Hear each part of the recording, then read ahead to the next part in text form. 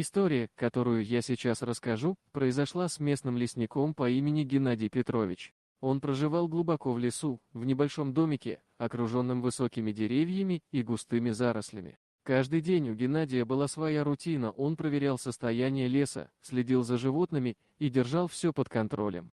Никогда раньше он не сталкивался с чем-то необычным, но однажды вечером все изменилось.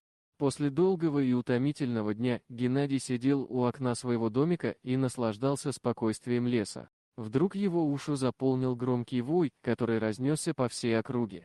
Он вздрогнул и поднялся с места, опустив глаза на волчью стаю, которая собралась возле его дома. Он был очень удивлен этим зрелищем и не понимал, что происходит. Но Геннадий человек, который не боялся непредсказуемости, и поэтому решил выйти и выяснить причину такого поведения волков. Когда Геннадий открыл дверь и вышел наружу, волки перестали выть и расступились, давая ему проход.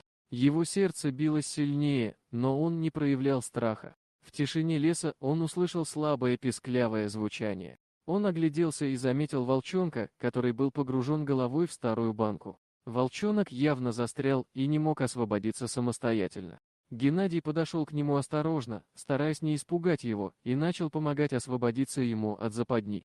Волчонок волновался, издавал писклявые звуки, но Геннадий успокаивал его нежными словами и лаской. С каждым мгновением он приближался к освобождению, и, наконец, волчонок высвободился из пут, в котором запутался. Он радостно посмотрел на Геннадия и с благодарностью лизнул его руку. Тогда, будто ни в чем не бывало, стая волков удалилась в лес.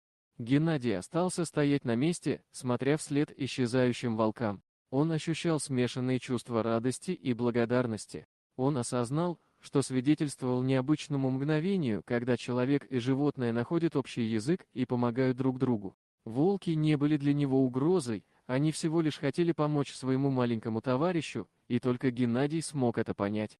После этого инцидента Геннадий стал еще более бережно относиться к лесу и его обитателям. Он понял, что каждое существо имеет свою роль в этом мире, и все мы можем помогать друг другу, даже если мы разные. Он стал наблюдать за волками, изучать их поведение и собирать информацию о них. Он рассказывал местным жителям о случившемся и призывал сохранять природу и всех ее обитателей. Геннадий Петрович стал настоящим героем в глазах окружающих. Он не только заботился о лесе, но и стал символом сострадания и взаимопонимания между человеком и животным. Его история стала предметом гордости для всего поселка, и местные жители уважительно относились к нему. Таким образом, история о леснике Геннадии Петровиче и его встрече с волками стала свидетельством того, что даже в самых непредсказуемых ситуациях можно найти общий язык и помочь друг другу. Животные и люди могут сосуществовать в гармонии и понимании, если мы будем уважать и беречь друг друга. Вот такая удивительная история. А что вы думаете по поводу данной истории? Делитесь своим мнением в комментариях.